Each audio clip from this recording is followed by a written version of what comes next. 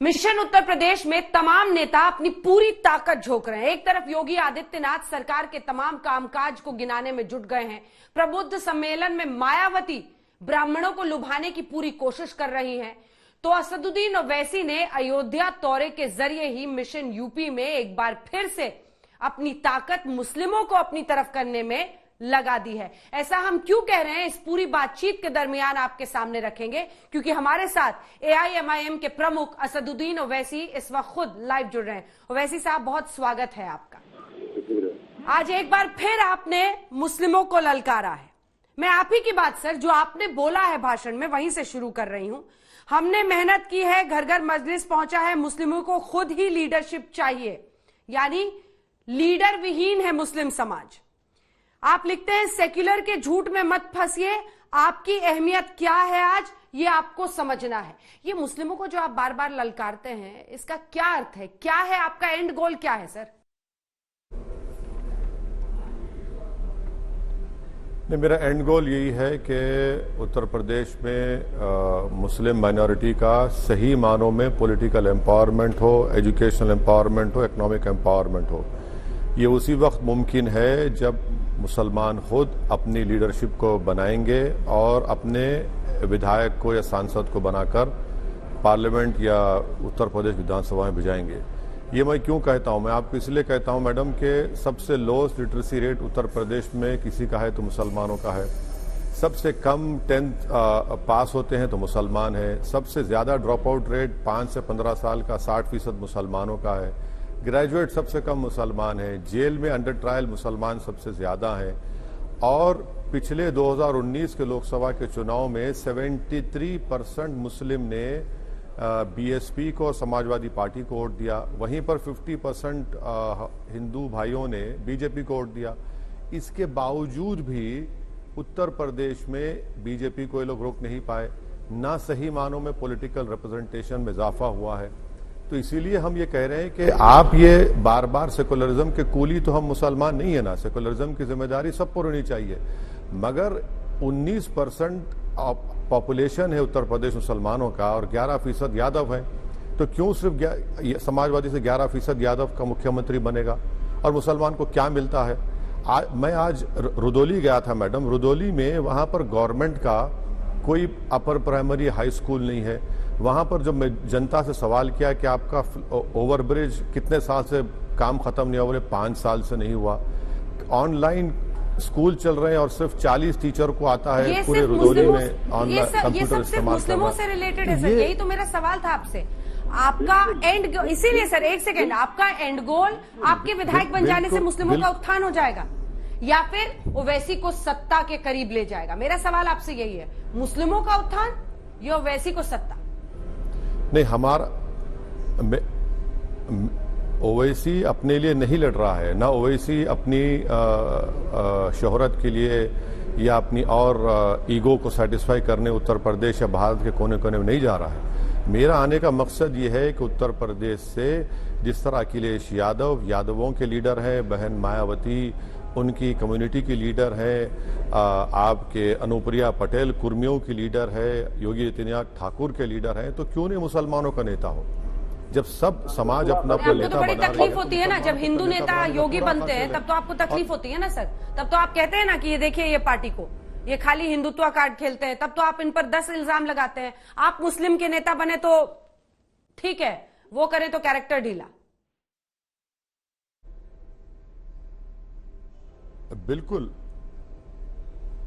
बिल्कुल बिल्कुल नहीं बिल्कुल असदुद्दीन ओवैसी भारत के डाइवर्सिटी को चेंज करने वाला नहीं है। असदुद्दीन ओवैसी कह रहा है कि भारत का संविधान, भारत की डेमोक्रेसी उस वक्त मजबूत होगी जिस तरह सारे समाज के लोगों ने अपना अपना एक नेता बनाया और अपना पॉलिटिकल एम्पावरमेंट किया। तो ये मुसलमानों, उत्तर प्रदेश के मुसलमानों की भी जिम्मेदारी है। जहां तक सवाल योगी आदित्यनाथ का है, वो तो बिल्कुल नाकाम साबित हुए हैं। वो तो हर चीज में नाम बदल दो या फिर सर विकास के डेटा में तो आप बताइए इंटरेस्टेड ही फिर नहीं है सर। विकास के कौन डेटा सा में विकास इंटरेस्टेड का होते तो काम विकास होती की है? बात मेरे पास करते हैं। आप कई तो डेटा मुस्लिमों है को जो बताते हैं कि वो लीडर विहीन है। आप तो सर बिहार जाते हैं तो शाहबुद्दीन को शामिल कर लेते हैं, यहां पर आते हैं तो अतीक अहमद को शामिल कर लेते हैं और फिर अपनी ही पीठ ठोक कर कहते हैं कि देखिए अगर आप हिंदू हैं और आप माफिया हैं तो आपको सब पूछेंगे, अगर आप मुस्लिम माफिया हैं तो आपको नहीं पूछेंगे। खुली बाहों से सिर्फ ओवैसी साहब उनका स्वागत करेंगे। तो ये तो अब आपकी पॉलिटिक्स हो रही है सर।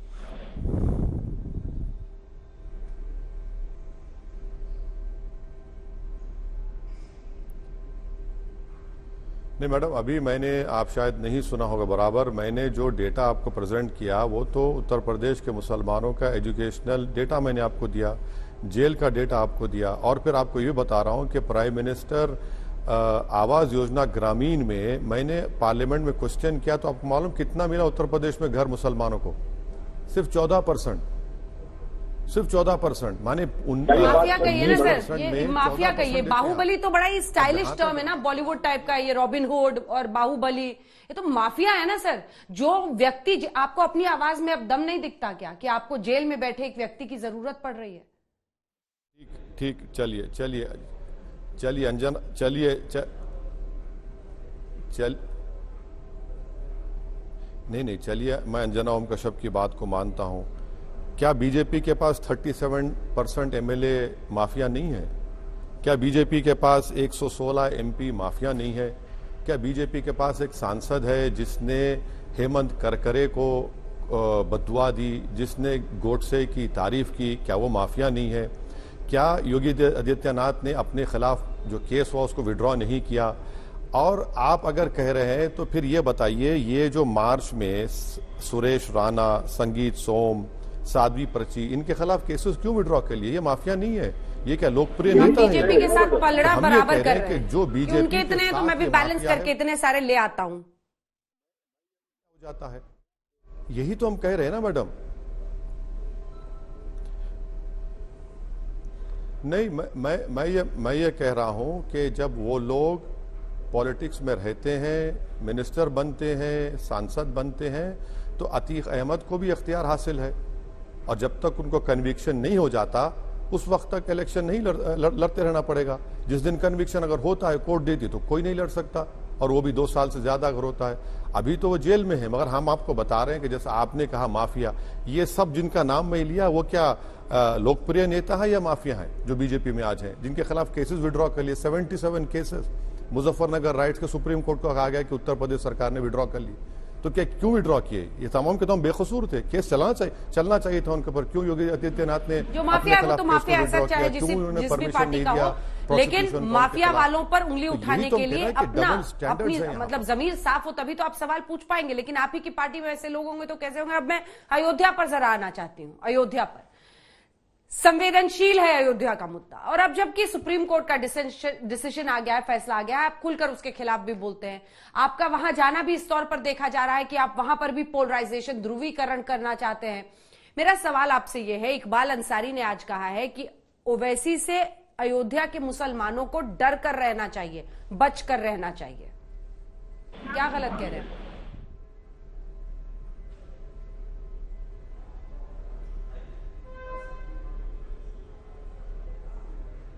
मैडम, मैं जानता नहीं कौन है ये, और इनको अपनी बात रखना पूरा इख्तियार है।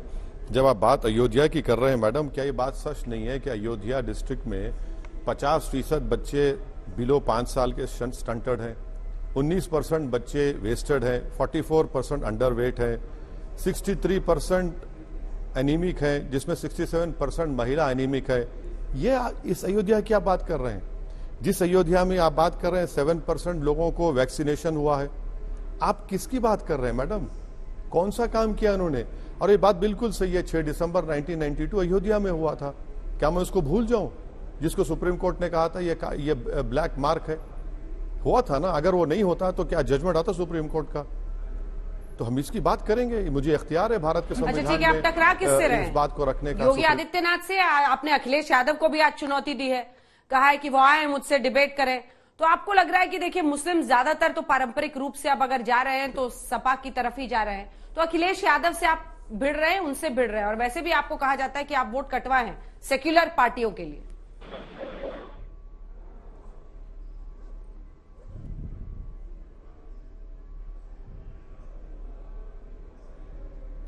मैडम, राजनीति में असदुद्दीन ओवैसी तो सबसे भिड़ने तैयार है। बराबर लड़े परिषद चुनाव में 21 जगह पर आप कैंडिडेट नहीं खड़ा कर सकते।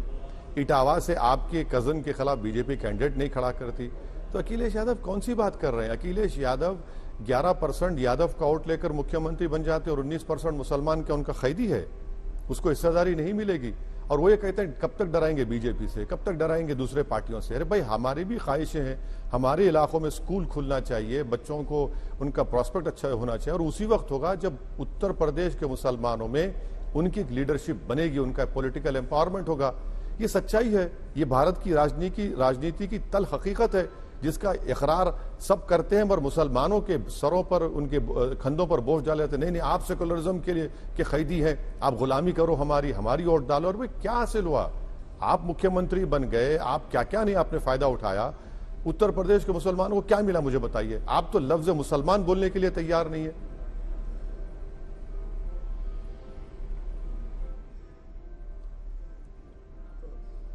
मैडम, योगी आदित्यनाथ हो, तो आप भिड़ किससे रहे? ये तो बताया नहीं आपने, योगी से, अखिलेश यादव से। और योगी का बेड़ा गर्क कर दीजिएगा, आपको इतना भरोसा हो गया है। इनसे हम मुकाबला करेंगे, और जो मुस्लिम पॉलिटिकल एम्पावरमेंट के खिलाफ होगा, हम पूरा उस ताकत के साथ उससे लड़ेंगे। और हमारी ऐन ख्वाहिश ये है कि दोबारा उत्तर प्रदेश में बीजेपी की सरकार ना बने, योगी आदित्यनाथ दोबारा मुख्यमंत्री ना बने। अब ये दूसरी पार्टियों को सोचना है, वोट कटवा हमको बोल रहे हैं। मैडम, एक स्टेटिस्टिक्स आपको बताऊं, मुझे इजाजत दीजिए। 2019 के चुनाव में 73% मुसलमानों ने समाजवादी और बीएसपी को वोट दिया। क्या कर लिया आपने? पिछले 5 साल पहले आपने राहुल गांधी से मिलकर यूपी के 2 नौजवान, क्या कर लिया आपने? कौन सा पहाड़ खोद के चूहा भी नहीं निकाला आपने। नुकसान किसका हो रहा है? अखिलेश यादव का नुकसान हो रहा है या तस्लीम का हो रहा है? वो चूड़ी वाला जो इंदौर में उसको मारा गया। मॉब लिंचिंग में किसी अखिलेश यादव की होती है, मुसलमान की होती है? बताइए मेरे को आप। मुकदमे किस पर आयद होते हैं? CAA के जी।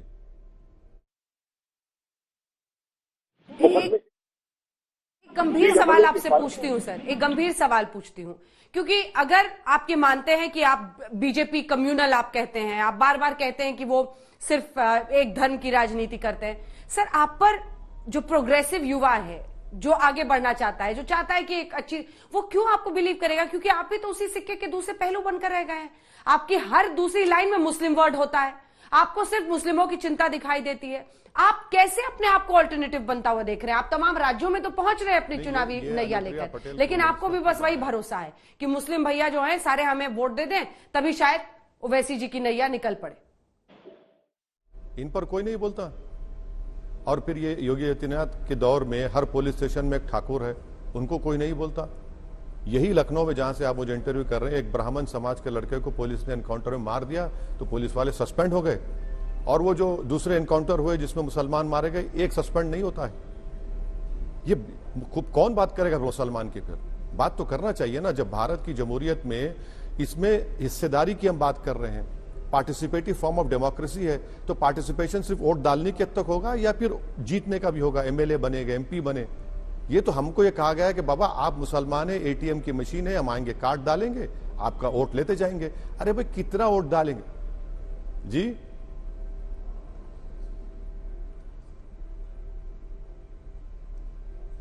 पर एक घाटे का सौदा होगा ना सर। 17-18% से आपका व्यक्ति कैसे जीत जाएगा? या फिर आप फिर सीमित रह जाएंगे, जो मुस्लिम बहुल सीटें हैं वहीं पर आप कुछ कर पाएंगे, कुछ कर पाने की नौबत में रहेंगे? और चलिए, आपकी बात को थोड़ी देर के लिए मान लेता हूं। अगर उत्तर प्रदेश में MIM के 15 से 20 MLA जीत जाएंगे, तो आप देखेंगे क्या डेवलपमेंट होगा। आप देखेंगे किस तरह से जमीन पर डेवलपमेंट होगा, एजुकेशनल डेवलपमेंट होगा, इकोनॉमिक डेवलपमेंट होगा, एम्पावरमेंट होगा। ये जो पुलिस की तरफ से नाइंसाफी हुई तो उसका खात्मा होगा। आवाज उठाने वाला कोई नहीं है। लफ्ज मुसलमान बोलने के लिए डरते हैं तमाम लोग और कहते हैं बस खामोश बैठो। खामोश क्यों खामोश बैठे? अरे भाई, जो हर समाज के लोग अपनी आवाज उठा सकते हैं, तो उत्तर प्रदेश के मुसलमान तो भारत के अव्वल दर्जे के शहरी हैं, उनको पूरा राइट है अपनी आवाज उठाने का, और उठाना चाहिए, बोलना चाहिए, लड़ना चाहिए डेमोक्रेसी में। आप सिर्फ गूंगों की तरह, अंधों की तरह बैठे रहेंगे तो कोई आपके आंसू नहीं पहुंचेगा, बल्कि और आपको दबा देगा। इसीलिए हम कह रहे हैं कि MIM पार्टी की हिस्ट्री रही है, हम पावर में कभी नहीं आए। हम जब जीतते हैं तो उस जीत का सहारा और उस जीत का क्रेडिट आवाज जनता को देते हैं और उस पर काम करते हैं, और उसका फायदा दिखने में आता है। सत्ता में अगर मेरे को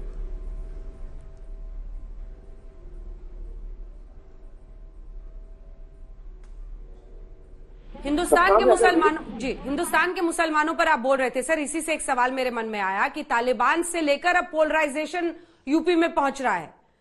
अब नया कोट ये नहीं है कि आपको पाकिस्तान भेज देंगे, अब कहा जा रहा है अफगानिस्तान भेज देंगे। मेरा सवाल आपसे बड़ा है और वो सवाल ये है कि एक तरफ नसरुद्दीन शाह है जो ये कहते हैं कि जो लोग तालिबान के कब्जे पर अफगानिस्तान में जो उन्होंने कब्जा किया है उसकी वजह से जश्न मना रहे हैं। वो कह रहे हैं कि ऐसे मुस्लिम ठीक नहीं है, ये गलत है, क्योंकि हमको इंडिया में वो फ्रीडम है और जो हमने जिंदगी यहां पर जी है वो बिल्कुल अलग किस्म की है। तालिबान एक बहुत ही खूंखार मध्ययुगी सोच वाले लोग हैं। दूसरी तरफ आप देखते हैं जावेद अख्तर जैसे लोगों को भी, जिनके बयान को लेकर बवाल है। आप कहां पर खड़े हैं इसमें, क्योंकि यूपी में सबसे ज्यादा पोलराइजेशन अब तालिबान के नाम पर हो रहा है। भी नहीं है भारत का मुसलमान अफगानिस्तान कहां है, उसके मसाइल दूसरे हैं। उसकी प्रॉब्लम क्या बताता हूं आपको। कानपुर में एक मुसलमान को पीटा गया, उसकी 10 साल की बेटी लपेटकर बाप को बचा रही है, वो मेरा मसला है। इखलाक को मारना, पीलू खान का मारना, इन बच्चों को 22 मुसलमानों को जो फायरिंग में मर गए CAA के, उनकी मौत, मुसलमानों का literacy rate, drop out rate, ये हमारे मसाइल हैं। अब जहां तक सवाल बीजेपी का है तो हम बीजेपी को डायरेक्ट पूछ रहे हैं, अगर तालिबान टेररिस्ट है तो डिक्लेयर करिए ना उनको। आप, मैं चैलेंज करता हूं योगी आदित्यनाथ को और नरेंद्र मोदी को, डिक्लेयर करिए, चलिए बताइए तालिबान टेररिस्ट है। अगर है तो यूएपी में लाइए, और अगर टेररिस्ट अगर आप मानते हैं तो UN सैंक्शन कमेटी में आप उनको डिलिस्ट मत करिए। कौन रोक रहा है आपको? आपकी तो जबान खामोश है। आपने तो अपनी एम्बेसी में उन लोगों को बुलाकर नहीं मालूम कबाब खिलाया या बिरयानी खिलाई या बिस्कुट खिलाया, क्या खिलाया? आपने तो बात की उनसे। क्यों बात की आपने? वही भारत की सरजमीन पर एम्बेसडर में। तालिबान के ऊपर राजनीति तो आप कर रहे हैं। इनको बताना चाहिए देश को। भारत के 35,000 करोड़ रुपये खर्चा हुए हैं, लाइब्रेरी बनाई गई, डैम बनाया गया, पार्लियामेंट की बिल्डिंग बनाई गई, और वो CIA का जो ऑफिसर कल हिंदुस्तान टाइम्स इंटरव्यू में कहता है कि नरेंद्र मोदी की सरकार ने भारत के मुसलमानों को आइसोलेट करके नेशनलिज्म और रिलीजन के नाम पर गलत काम किया। खंडन करें मोदी सरकार उसके इस बयान को, इंटरव्यू को। हम ये कह रहे हैं कि आप बताइए ना तालिबान टेररिस्ट है या नहीं है। हाँ, मैं ये कह रहा हूं कि अफगानिस्तान में जो तब्दीली आई है इससे पाकिस्तान को फायदा होगा और फ्यूचर में हो सकता भारत के लिए ठीक ना हो। मैं तो पार्लियामेंट में स्पीचेस हैं 2013 से मैं कह रहा हूं।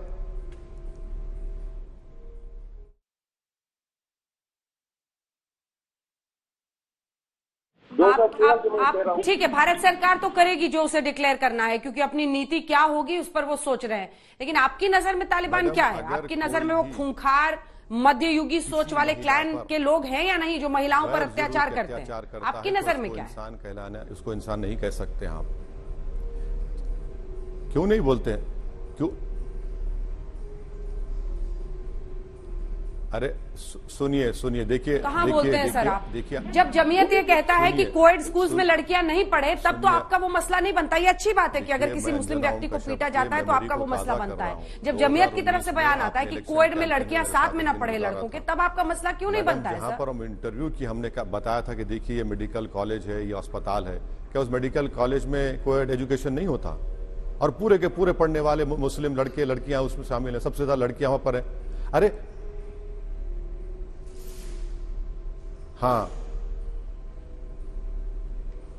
आपके हॉस्पिटल में, आपके कॉलेज में होता है, मैंने खुद देखा भी है और टीवी पर दिखाया भी मुझे। लेकिन मैं तो पूछ रही हूँ कि जब ऐसा लोग करते हैं और एक रूढ़िवादी सोच को थोपते हैं मुस्लिम समाज पर, तब आप क्यों नहीं बोलते हैं? और अगर जो वो कहता है उनसे पूछा करिए ना, मुझे क्या करना है ये सो कॉल्ड फिल्म स्टार से, उनसे। अरे ये अपनी दुनिया में, अरे ये रियलिटी क्या है?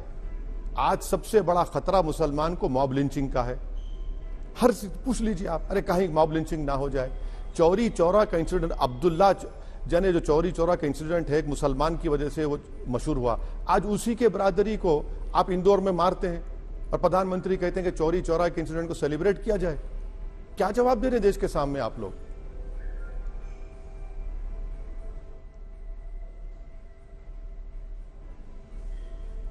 बीजेपी, यही तो हम कह रहे हैं। बीजेपी कहती है हिंदुओं की लिंचिंग पर देश चुप रहता है, वो उनकी आवाज उठाते हैं। होता दोनों तरफ है। यही बात कही गई कि मैडम, संविधान पर तो ओथ लेकर सत्ता में तो वो है ना। उत्तर प्रदेश में सत्ता में बीजेपी है, देश में सत्ता में बीजेपी है, मध्य प्रदेश में सत्ता में बीजेपी है, तो हम उनको नहीं पूछेंगे क्यों हो रहा है ये सब चीजें? और जब आप ही खुद मजहब की ऐनक लगाकर आप नाइंसाफी करते हैं तो इनको जवाब देना चाहिए, क्यों कर रहे हैं, रोकना चाहिए उसको, मगर नहीं रोकेंगे। आखिरी सवाल जी, फिर से बोलिए, आवाज नहीं आई। आखिरी सवाल, कितनी सीटें यूपी में? मैडम, कितनी सीटें सर आपको लग रहा है कि उत्तर प्रदेश में आप जीत लेंगे, किंग मेकर की भूमिका में आ जाएंगे या किंग ही बनते हुए अपने आप को देखेंगे? पॉलिटिशियन हूं और हम पूरी कोशिश करेंगे कि ज्यादा से ज्यादा सीटों पर हम जीत पाएं। हमारे प्रेसिडेंट ने ऐलान किया कि हम 100 असेंबली कॉन्स्टिट्यूंसीज पर लड़ने की पूरी तैयारी कर रहे हैं और मुझे यकीन है कि इस बार उत्तर प्रदेश की जनता हमको अपनी मोहब्बत से, आशीर्वाद से, अपने वोट से नवाजेगी और अच्छा परफॉर्मेंस होगा इंशाल्लाह।